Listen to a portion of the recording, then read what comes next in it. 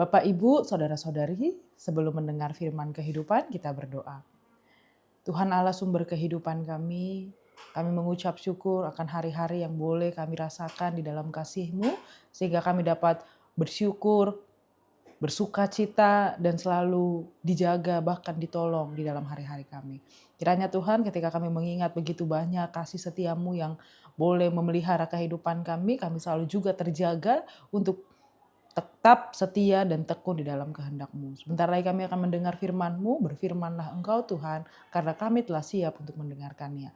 Hanya di dalam nama anak-Mu Yesus Kristus kami berdoa dan mengucap syukur. Amin. Bapak, Ibu, Saudara-saudari, firman kehidupan bagi kita yaitu dari Yeremia 17 ayat 7 sampai dengan yang ke-8. Diberkatilah orang yang mengandalkan Tuhan, yang menaruh harapannya pada Tuhan. Ia akan seperti pohon yang ditanam di air tepi, yang merambatkan akar-akarnya ke tepi batang air, dan yang tidak mengalami datangnya panas terik, yang daunnya tetap hijau, yang tidak khawatir dalam tahun kering, dan tidak berhenti menghasilkan buah. Demikian firman Tuhan.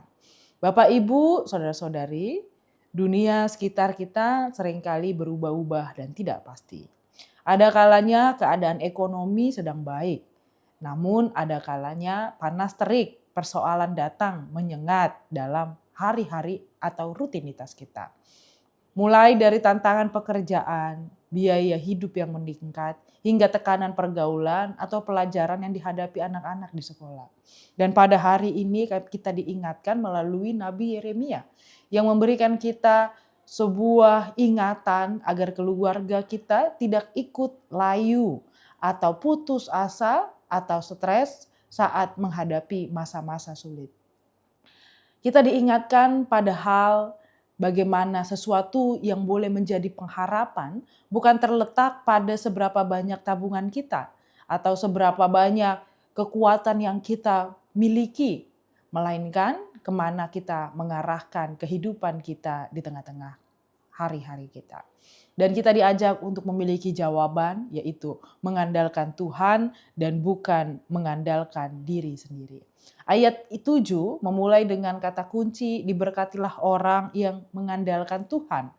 Ayat ini ditulis Yeremia mengingatkan bahwa orang yang mengandalkan manusia dan kekuatannya sendiri akan menjadi seperti semak bulus di padang belantara kering dan merana. Ini bisa kita baca di ayat sebelumnya. Di dalam rumah tangga sangat mudah bagi kita untuk mengandalkan kekuatan sendiri. Ayah mengandalkan kehebatan bekerja, ibu mengandalkan pengaturan, anak-anak mengandalkan kepintaran.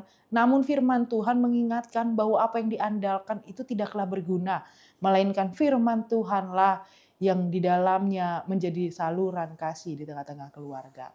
Mengandalkan Tuhan berarti kita selalu mau melibatkannya dalam setiap keputusan di tengah-tengah keluarga, di tengah-tengah hari-hari kita, dan mau memulai hari kita dengan berdoa bersama-sama.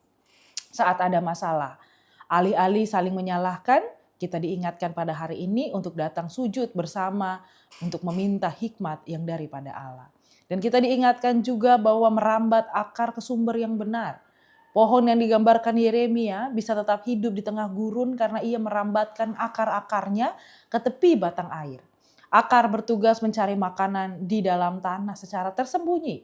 Apa yang terjadi di bawah tanah menentukan apa yang terjadi di atas tanah. Apa yang menjadi akar dari keluarga kita, apa yang kita cari saat kita sedang lelah atau tertekan. Apakah kita melarikan diri ke hiburan duniawi, media sosial, emosi, ego, atau bahkan kesibukan tanpa batas. Keluarga yang diberkati adalah keluarga yang akarnya merambat pada firman Tuhan dan doa. Di tengah kesibukan sehari-hari, sempatkanlah waktu untuk merenungkan firman Tuhan bersama. Ketika akar iman keluarga kita tertanam dalam Tuhan, maka nutrisinya, yaitu kasih, kesabaran, dan kedamaian akan selalu mengalir ke dalam rumah tangga. Tangguh di tahun yang kering dan tetap berbuah. Dan kita diajak pada ayat yang ke-8 bahwa kita diajak untuk tidak mengalami datangnya panas terik, daunnya tetap hijau, tidak khawatir dalam tahun kering dan tidak berhenti menghasilkan buah. Alkitab atau firman Tuhan tidak berjanji bahwa panas terik atau tahun kering tidak akan datang. Masalah pasti datang menghampiri setiap keluarga. Namun bedanya, keluarga yang mengandalkan Tuhan tidak akan dikuasai oleh rasa kekhawatiran yang kalut yang membawa pada rasa putus asa. Mereka tetap bisa tersenyum, tetap teduh, daunnya tetap hijau, dan tetap di dalam kehidupan menjadi berkat bagi orang lain, tidak berhenti menghasilkan buah. Ketika keluarga kita mengalami tahun kering, mungkin saat berkat sedang terasa ketat atau ada anggota keluarga yang sakit, di situ mungkin menjadi ujian iman kita. Jika kita mengandalkan Tuhan, suasana di dalam rumah kita tidak akan menjadi dingin atau penuh amarah.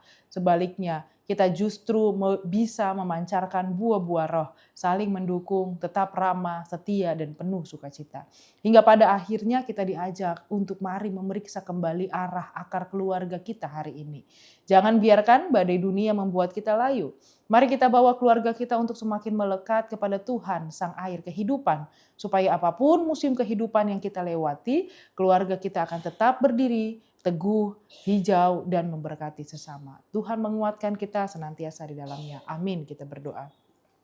Kami bersyukur Tuhan untuk pemeliharaan-Mu. Kami bersyukur Tuhan untuk kasih setiamu yang selalu menjadi sumber kelegaan bagi kami. Kiranya Tuhan ketika firman-Mu mengingatkan kami pada arah dan tujuan hidup, kami kembali juga diingatkan di dalam semangat hidup kepada Engkau. Sehingga apapun yang boleh kami alami, musim kehidupan apapun yang boleh kami lewati, kami boleh membawa itu dalam sukacita karena kami tahu kami berada dan berjalan bersama dengan Allah yang menuntun langkah kami. Dan biarlah ketika pun ada musim kering di dalam hari-hari kami tidak di dalam putus asa, tapi kami di dalam rasa bersyukur dan kami tetap boleh memancarkan terang dan berkat kasih Allah dalam hari-hari kami.